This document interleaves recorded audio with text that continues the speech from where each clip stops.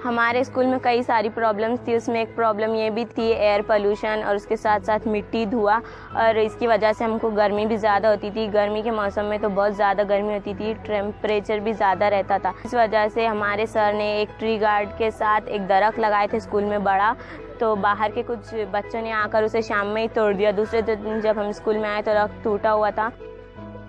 तो हमारे क्लास के बच्चों ने डिस्कस किया और सोचा कि हम हमारे कैंपस को हरा भरा करें। हमारे तकरीबन 2 एकड़ के ग्राउंड में कॉर्नर पर जहाँ पर अक्सर कचरा पड़ा रहता था, सबसे पहले हमने उसे साफ किया और वहाँ पर छोटे छोटे खूबसूरत पौधे लगाए फूलों के। हमारे पास सिक्योरिटी का मसला था, तो सिक्योरिटी का मसला हल करने के लिए हमने एक वॉचमैन को अपॉइंट कर लिए, जिसकी माहाना तनख्वाह पूरे टीचर्स और एसएमसी के मेंबर्स को जमा करके मंथली दिया करते। इससे हमको बहुत बड़ा सपोर्ट मिला।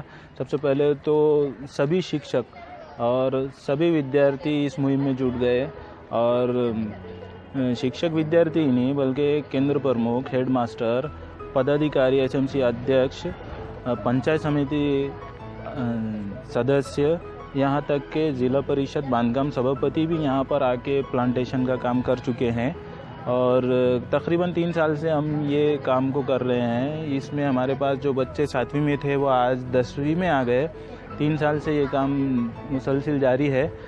तो ये बच्चे इतने ट्रेन हो गए हैं कि इनके पास गार्डनिंग के तकरीबन तमाम औजार मौजूद है, और इनको सिर्फ बोल दिए कि पौधा लगाना है या फेंसिंग लगाना है या कटिंग करना है, तो ये सारे काम बच्चे और हम मिलकर बड़ी आसानी से कर लेते हैं। इस मुसलसिल मेहनत का नतीजा हमारे सामने है।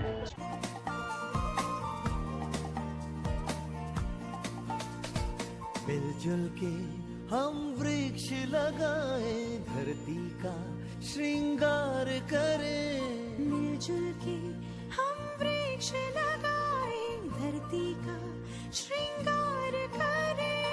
पर्यावरण को बचाने हम, पर्यावरण को बचाने हम जन जन को तैयार